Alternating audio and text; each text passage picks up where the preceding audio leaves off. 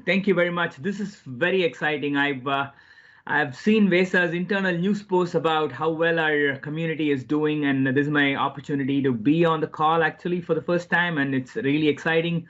The last I counted, there were some 220 people on the call. This is probably my largest conference audience on a phone call. This is exciting. Thank you all for joining us this morning or afternoon or evening, wherever you are in the world.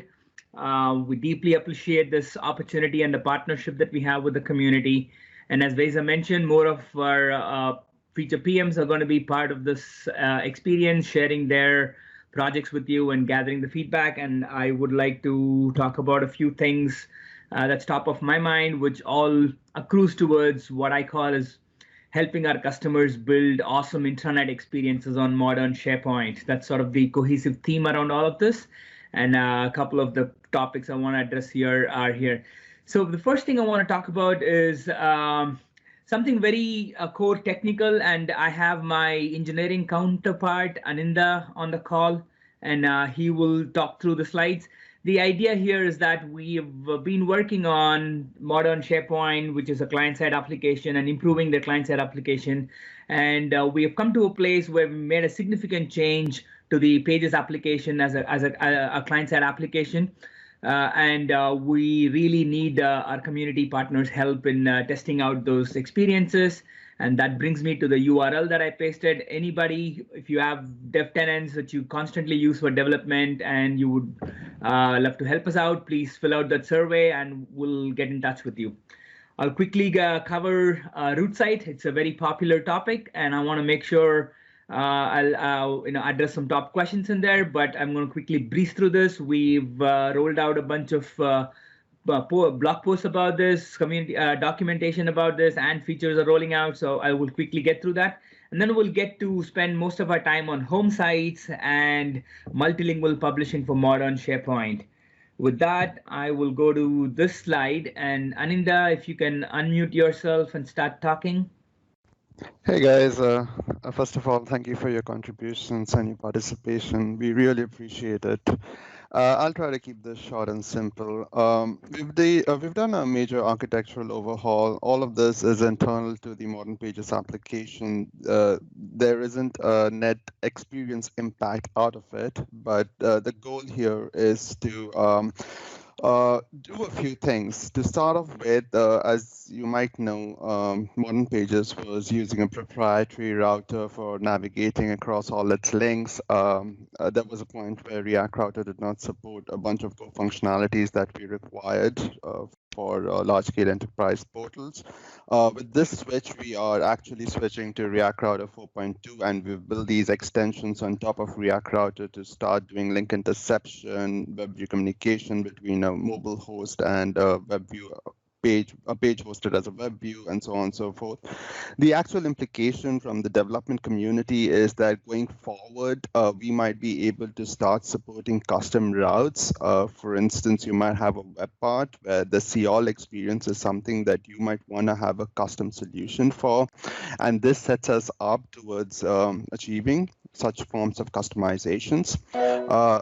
This also aligns the Pages application with other applications like the SharePoint start page or the search app, for instance, which are all powered through React Router. So this alignment is required because that takes us to the next part of the motivations towards doing that work, which was to provide a seamless experience as you transition between all these various SharePoint experiences that we are building across the board, news, lists, start page, for instance. We want to keep this as a seamless experience without having the end user have to experience the full page reload and the suite nav and the Chrome reloading. We're kind of trying to avoid that and switch to a model where when you switch between all these applications, the Chrome is persistent, the applications are much performant because a lot of the underlying components are reused between these applications within a session. The other thing that we did as part of this work was there was a point in time where we weren't really sure how to go about with React. The BSD license had some implications, but so we had this unnecessary interaction from a non-React view to a React view, and that interaction was a cause for a lot of reliability and performance concerns, and we kind of addressed that, and now we are a React-aware solution, and we don't need to have this unnecessary interaction.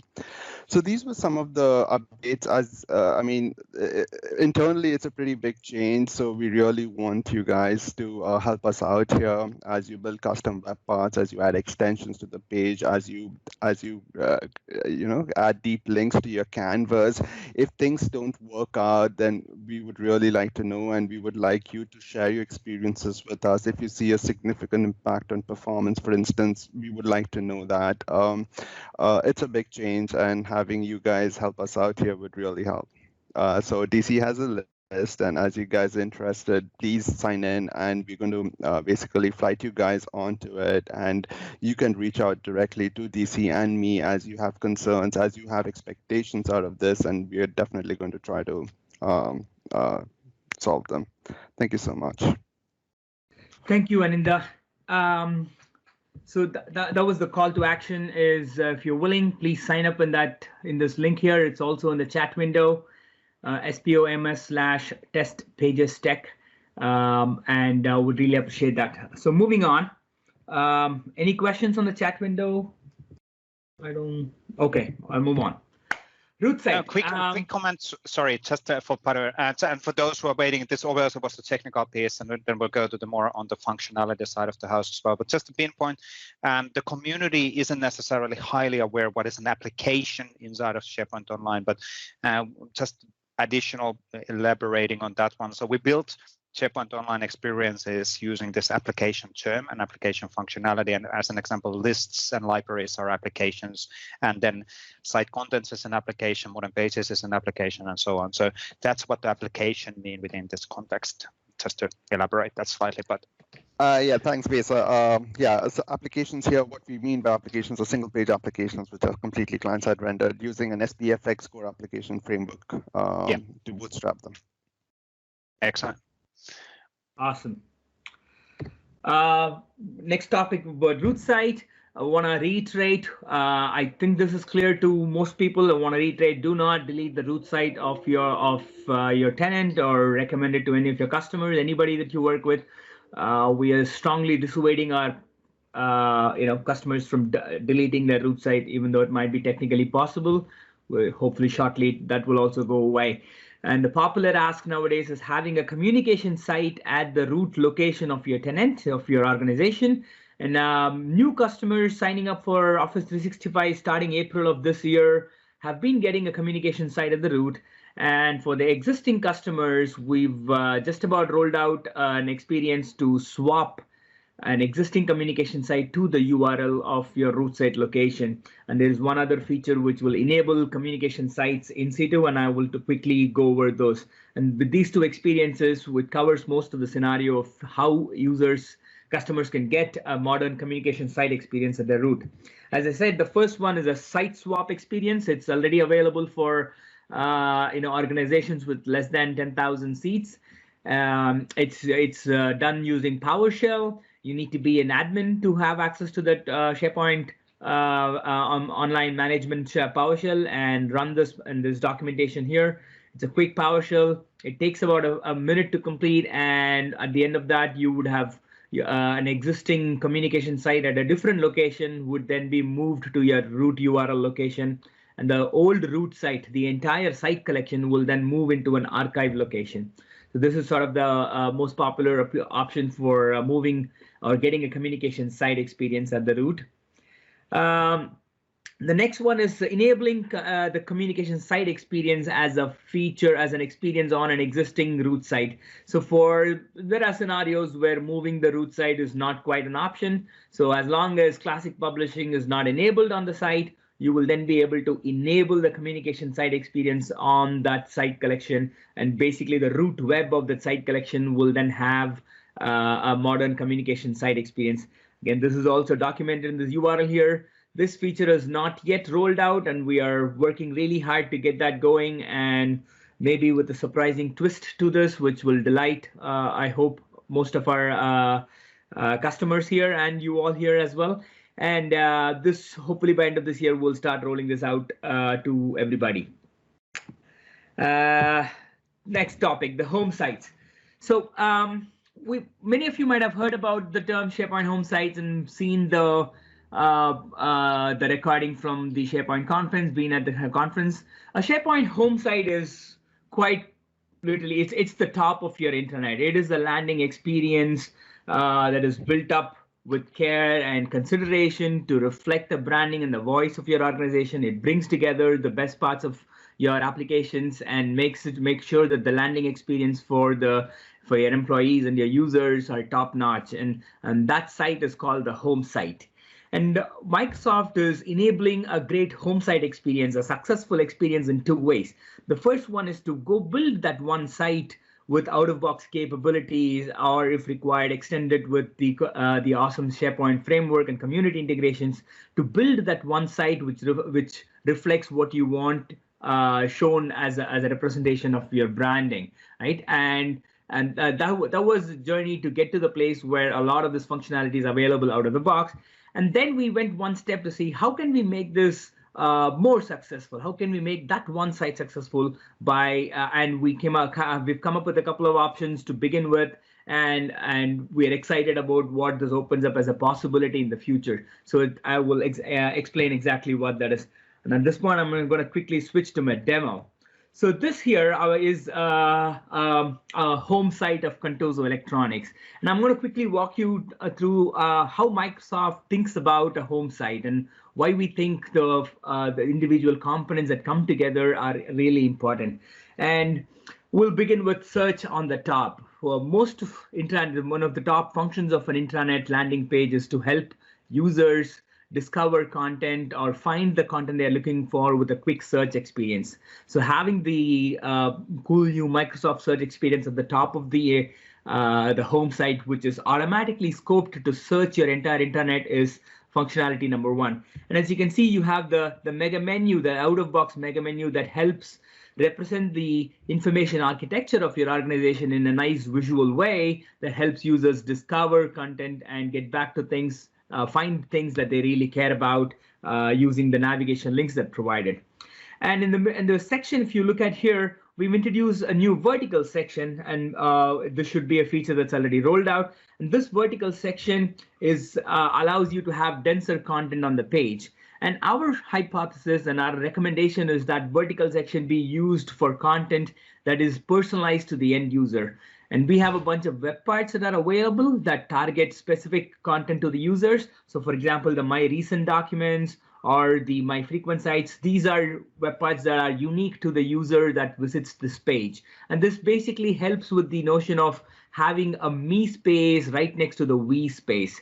For a successful, our research and a lot of marketing research has shown that a home site, the top intranet landing page, does well when it serves immediate needs of the users, along with showcasing the branding and providing news and important company links right next to it. So having this vertical section be a personalized nature is a great benefit. And now that you have a vertical section that can have a background color, you can visually highlight what value that can be derived out of that section there.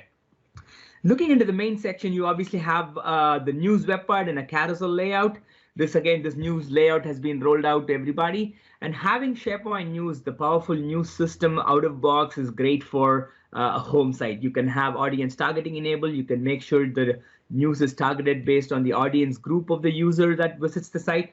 And the flexibility of the news web part is such that you can have multiple web parts on the same page to showcase different news types.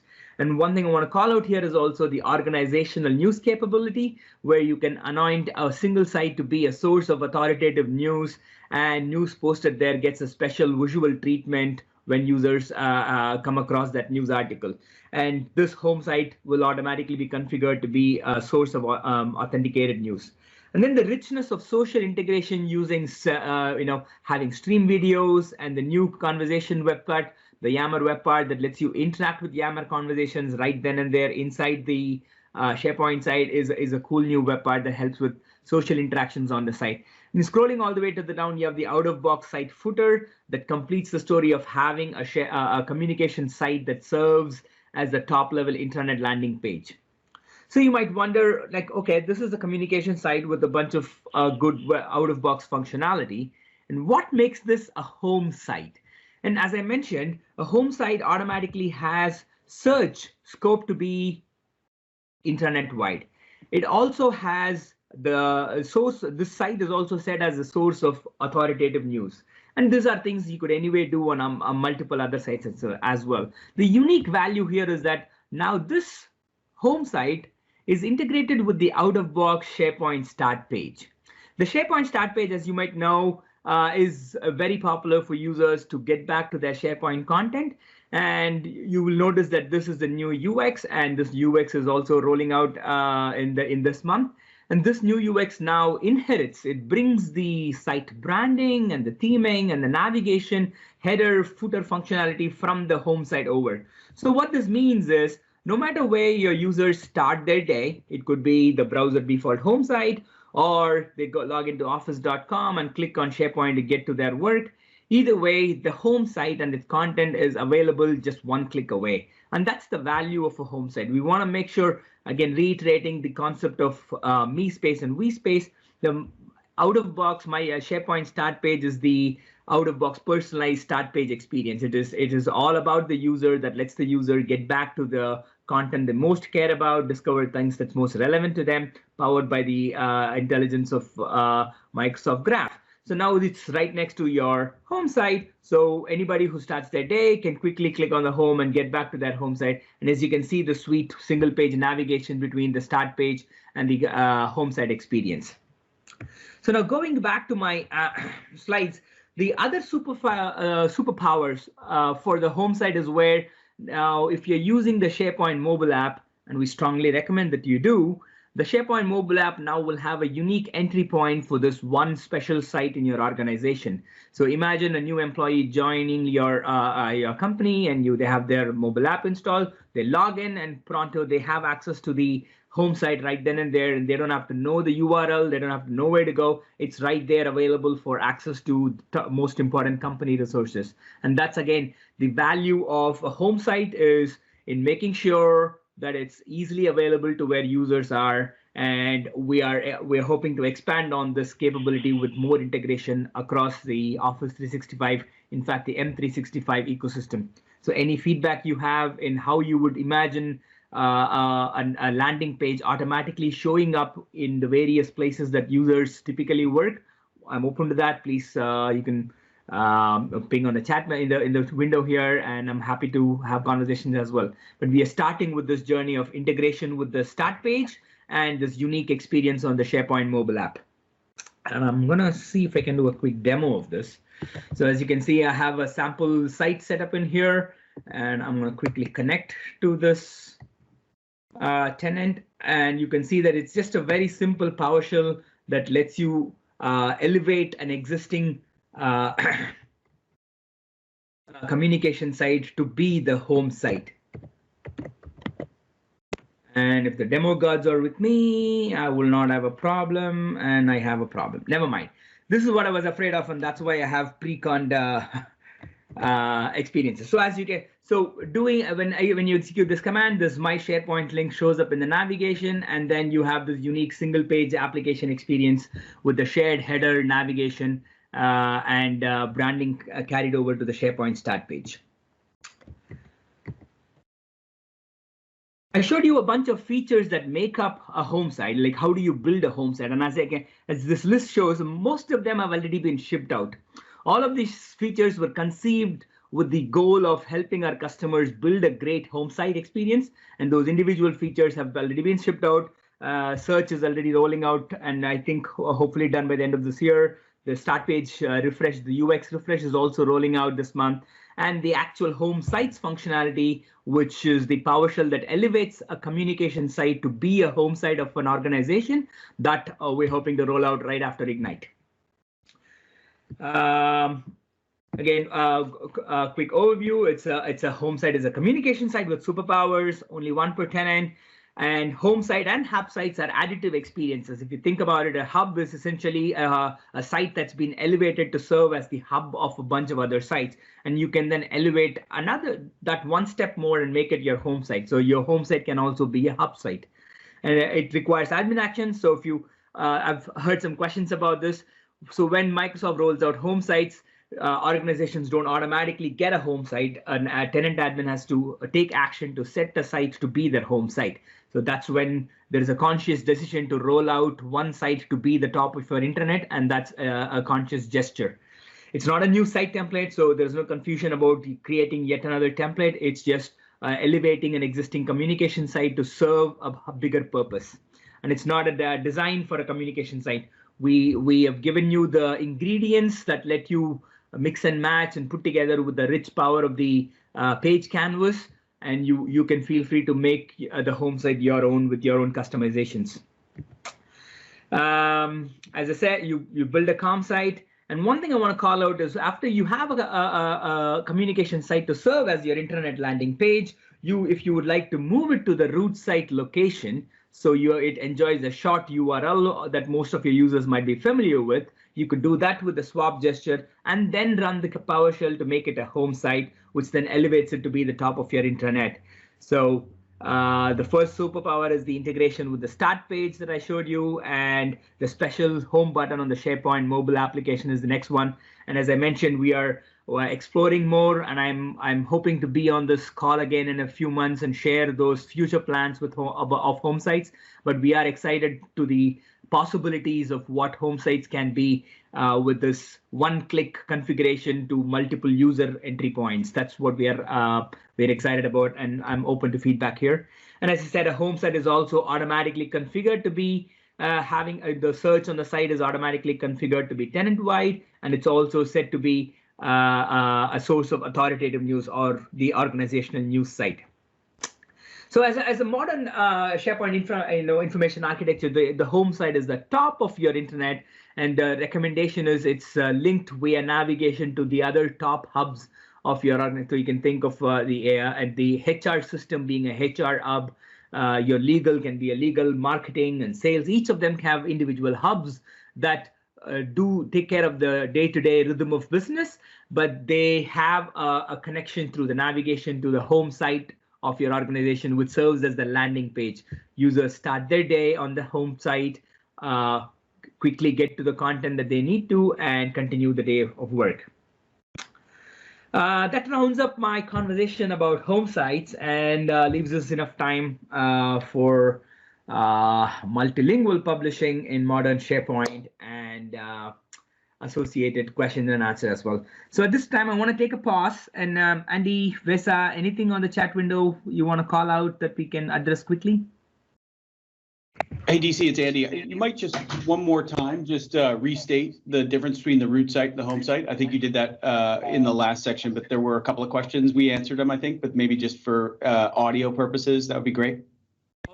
Very good. OK. A root site is the one out-of-box site collection that is available for all organizations, all customers who sign up for an Office 365 SharePoint tenant. So it's the shortest URL. You have the contoso.sharepoint.com, and that is literally the one root site. So I'm going to quickly go to this. There's a one root site. So typically, the root site has been a classic team site up until April of this year, and starting April, it's now a communication site. A home site, on the other hand, is a communication site, a modern communication site that's elevated to be the top of your intranet. A root site is more about the location, the URL of the site. That's what root site means. Whereas home site is about the functionality of the site. What can that site do? What is that extra superpower does that site have to serve as the top of your landing page? And as I mentioned, they can coexist. So you can have your home site at the root site location by moving your new communication site to the root site location using this site swap gesture. I hope that made sense. I'm going to move on to multilingual publishing. I'm also hoping to do a demo of this.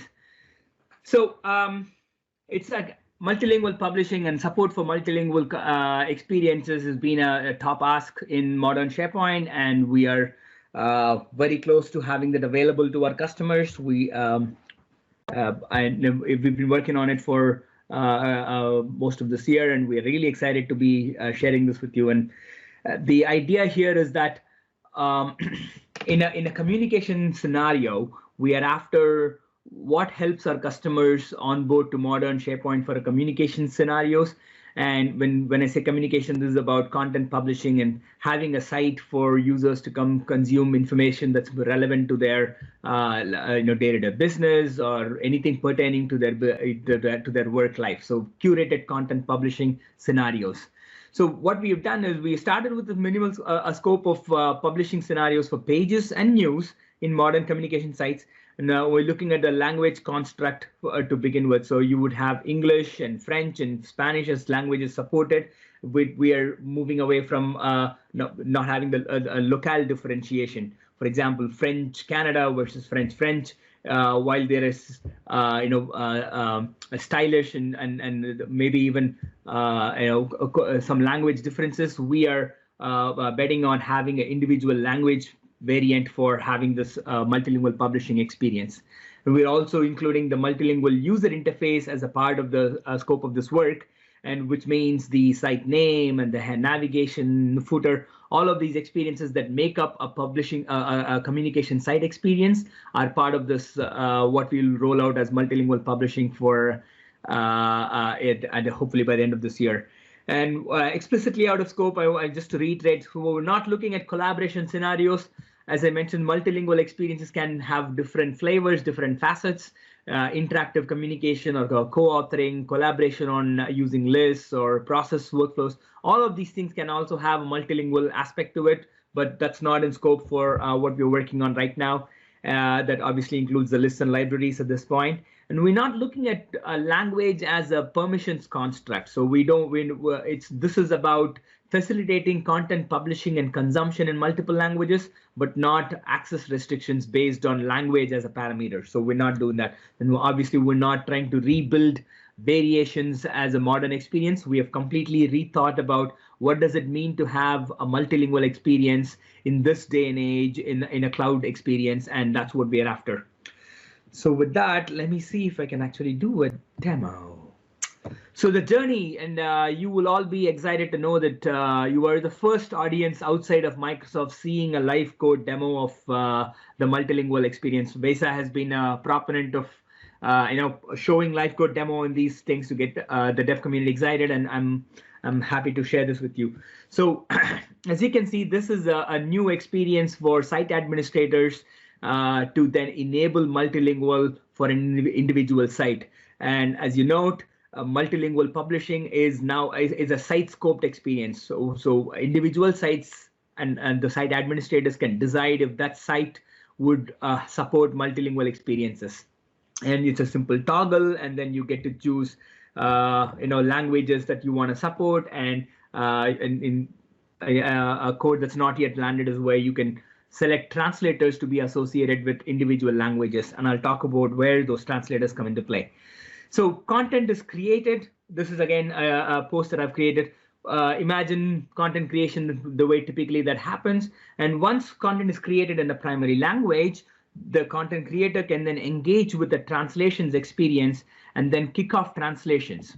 So what this does is makes copies of this page as it stands today and puts it in separate folders for every individual language, in this case, French and German. So here I want to call out the fundamental architectural choice that we've made. So we have made a single site multi-page architectural choice for multilingual page publishing. So what this means is if there is an English page, there is a corresponding French page and a German page backing up that individual pages. And we make a one-time copy at page creation time to get started with the translations. So at this juncture, what happens is, based on the email addresses provided for the translators have been notified that a new English page has been created with a link to the corresponding French page or the German page. And then the translator can then go into the page and then update all the English content in the page to the corresponding French or German language and then publish the page. So now what this means is this particular page is now available in multiple languages. And that brings us to the consumption experience, where when a user lands on a site, the user's language is automatically detected. And once it is detected, we are able to render the content that's available for the user in that language. And then also provide a drop-down on the top right side that lets you switch between the available languages. So in this case, I had pre-prepared this to have English and French. And as you can see, this English site has a news carousel experience that is rolling up all the English news, and all of these quick links are available in English. And here is another quick link web part available with content in English, and all of the content here is in English. So switching to French,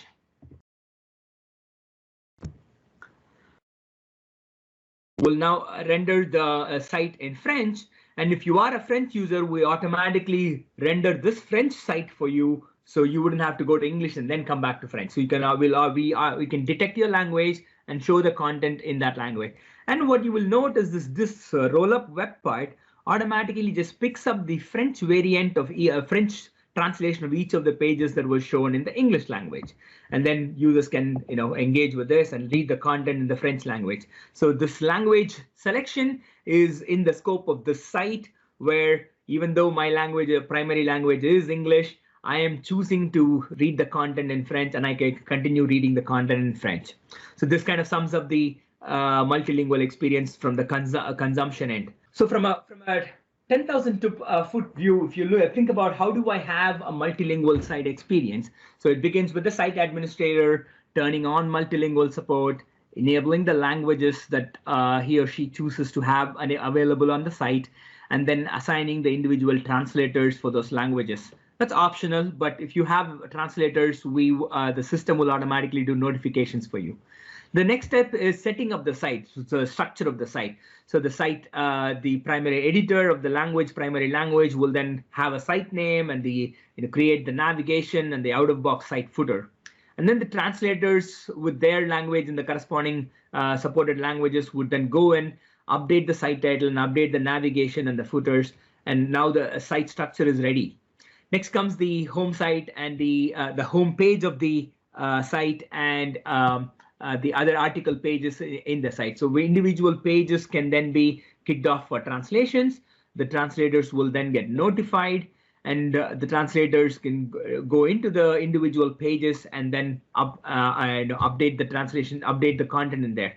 So when a published English page, for example, in this case, is updated, that also sends a notification to the translator, letting them know that content has been updated.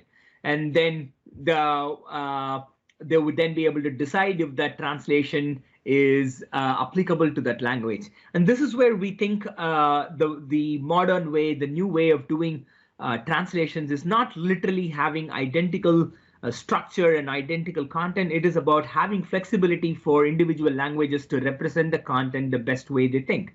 So we've heard of scenarios in our research where having images on one side of the page and text on the other side of the page might be good for the left to right content readers. So maybe if a site has English and Arabic support, the Arabic page might want the image on the flip side and not on the other side. So allowing these to be individual pages that have their own life cycle behoves for a better experience in content creation and content consumption. So that's the reason for our single site multi-page architecture choice.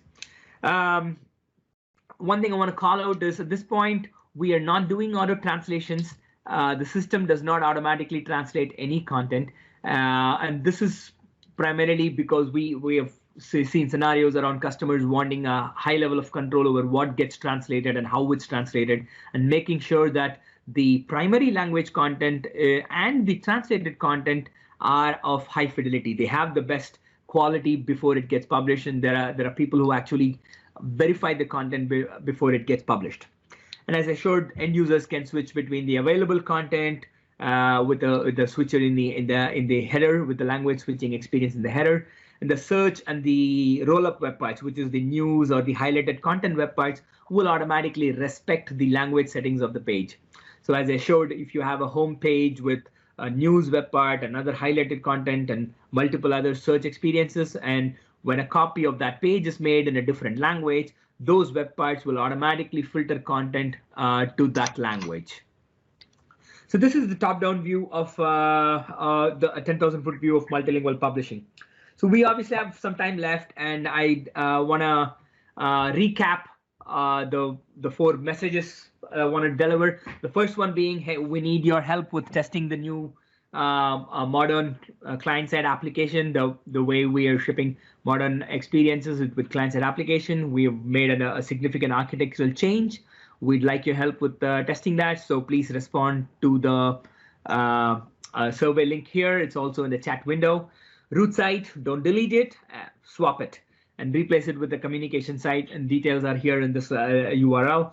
And home sites, it's the quick way to think about it is it is the top communication site of your organization with special superpowers, and we're hoping to roll out the superpowers aspect of home sites later next month. And multilingual, finally, we have multilingual support for modern SharePoint in the publishing world with pages and news, and we hope to have that rolling out by end of this year as well, possibly early next year. Begin the journey this year, and then hopefully end up right after the holidays. And support for multilingual pages and news in communication sites. We are with a single site multi-page model. And with that, I'm open to questions. That's my Twitter handle. I'm happy to engage with our community in Twitter as well. And I look forward to your participation with this. Yes, absolutely. So by default, when a user logs into SharePoint, SharePoint is aware of the user's display language choice. It's set either through the AAD directly, or depending on how your authentication is set up, it's available in the AAD user object, and it's synced down to SharePoint user profile. It's the name of the service is changing in the cloud, but it's what's known as the user profile service of the SharePoint service. And that makes it available to every SharePoint experience when a user logs in. So we automatically know a user's default language choice, no matter what browser you are using or which country you are in. But in case that is empty, we then default to the browser language. So there are scenarios where for some reason the user's default language is not being set. In that case, we will pick up the browser language, and that would be the language of the user's choice. And then if content is available, if published content is available in that language, and you're trying to access the site, will automatically show you that content with the option of having of switching to other published languages in the dropdown. Hey, DC, it's Andy. There's another question about what languages are supported. Good question. So we have about 50 languages that are supported, and we'll make sure that's part of the documentation. You can go see that today. If you go to the language settings of any modern site collection today, you see a list of about 50 languages. I think it's 49 or 50 in there, and that's the list of languages we are supporting for multilingual publishing. There was a different question on home sites permissions for guests and external users. Can you talk about how that works? Is that a specific question about because it is a communication site, it behaves like any other communication site with external access. So the external access do not have a SharePoint start page experience. So that integration works best for users inside your organization. But if you have enabled the site to have external access, they will be able to consume the content in the home site itself as they would with any other communication site that's externally shared. It's the SharePoint start page integration that will not work, because the start page integration assumes or requires that the user accessing is actually part of the tenant, and they have the way the page is set up is that it would work only for users that will not work for external users. Great. And I actually don't know, Andy, do you know if external users have SharePoint mobile app access? Oh yeah, that was another question about how multilingual would work in the mobile app. I do believe external users can get access to resources in the SharePoint mobile app, but I'm not 100%. Okay, so that might be a follow-up for us to get back. But so the mobile app is something that we are working on, and we are hoping to have this the similar language switching experience. And there is obviously a twist with there is the user language option, problem, and there's also the device language, which is what typical applications end up respecting. And we're working through that. I don't yet have a solution to that I can discuss with you right now, but that's definitely top of our minds right next after we roll out the web experience first. And one question on my side that keeps on coming up. What about the navigation, translation, and titles? We talked about that one with you a while back, so I think I know the answer, but can you repeat? So we don't auto translate. So as I mentioned, none of the custom content from users, be it site title or navigation names, label names or footers or actual page content, none of the custom content, user content is automatically translated.